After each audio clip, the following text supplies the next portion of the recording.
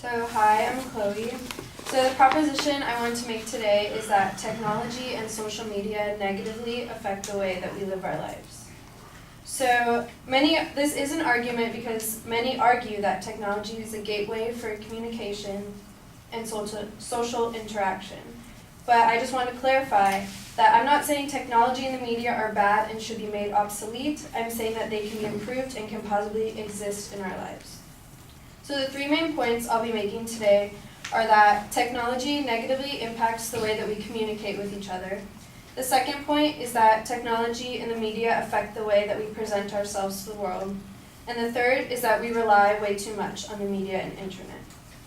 So for my first point, that technology has negatively impacted the way we communicate with each other, is that it's made us lazy. So before all this technology and the internet, humans were more focused and productive and creative and even efficient. When we overuse technology, we become way too reliant on it. Also, emotion is absent in technology communication.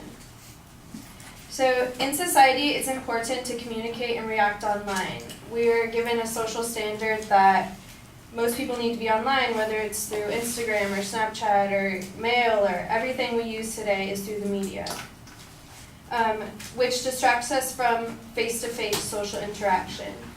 So the reason why it's negatively impacting us is because online interaction has taken the place of face-to-face interaction, and it causes us not to be present in the real world. In an article titled, "Is Social Media Making Us Antisocial?" written by Dr. Brian Hart, he writes, "Being present has become a notable problem as social media and new technology have evolved. When we become intertwined with technology, we become hypnotized, and things like common sense, manners, and awareness get pushed aside." This is basically saying that our communication skills are becoming limited, and most of our conversations nowadays have the backbone of what's on our phones or what we saw earlier in the media. So for my next point, that social media affects the way we present ourselves, is that we kind of put on a front for the world to see, and this is mainly because of peer pressure. Society conditions us to project our best, sometimes unrealistic selves, because we spend a lot of time putting effort into our digital identity. Also, that media pressures us to act a certain way. A Pew Research Center surveyed U.S. adults and found that 88% 18 to 24-year-olds use social media every single day. We spend all of our time communicating through social media instead of through person. So my last point is that we rely way too much on the media and technology. We aren't really thinking for ourselves as much as if we didn't have the technology. In the article, "Is Google Making Us Stupid?" by Nicholas Carr, he talks about how he used to concentrate while reading, but now his concentration often starts to drift after 2 or 3 pages. And this is really going off the point that the brain is malleable and that our brains adapt to the technology and its ease. So for the next point, it's that technology is just way too convenient. It's way too easy to search something up online or, just Google things. It's caused us to be lazy. I think also that we're dependent on the media because our phones are our primary source of communication. So like if we freak out when the Wi-Fi is spotty or our printers don't work or the GPS doesn't calibrate, everything has become accessible through technology, and it's making us way too dependent on it. So in conclusion, there's nothing wrong with technology in the media. It creates opportunities and is an outlet for many. However, we as a society have become way too dependent on it, which is negatively affecting our lives because we need to be more present in them.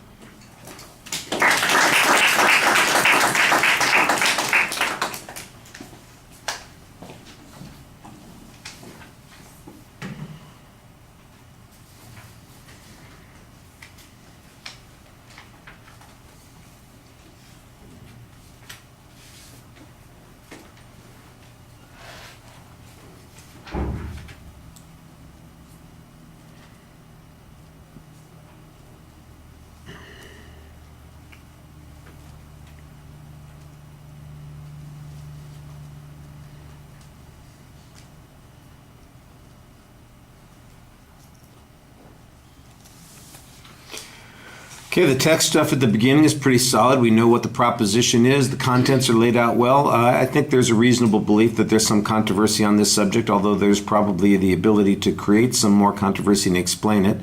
So having laid out what the general argument's going to be, when we get to that argument, you signpost as you get to the individual points, so following is fine. The proof on the first point, though, is a little problematic. You largely assert that we've become lazy and we aren't engaged, we aren't present anymore. There's a good quote that you have here that talks about the absence of presence and how it results in certain kinds of behavior, so on and so forth. But there's not much demonstration that that's in fact what has happened. This presupposes that it is widely happening and tells us what the effect of it would be, but it doesn't demonstrate that it has in fact happened, that it's widespread. I think you're missing some information on that point, and it's going to be necessary to have something like that in order for that argument to be convincing. On the next point concerning presentation of self, you talk about how frequently people use social media, and that's perfectly understandable that is important. It's not quite clear to me how this presentation of self is different, though. We've been presenting ourselves forever. I mean, I've been teaching interpersonal classes where your self-presentation is part of who we are. That's how we create our identities. And that pre-existed long before people were on the internet creating their own brand. It's just a different way of talking about those kinds of things. So I was waiting for some information that showed that we manipulate people more, we lie more, we distort the way we really are more, and there's not any information like that. It's just mostly that we've become a little bit concerned about how we are seen by others. But that's always been the case. So what's unique about the technology in this situation isn't really explained.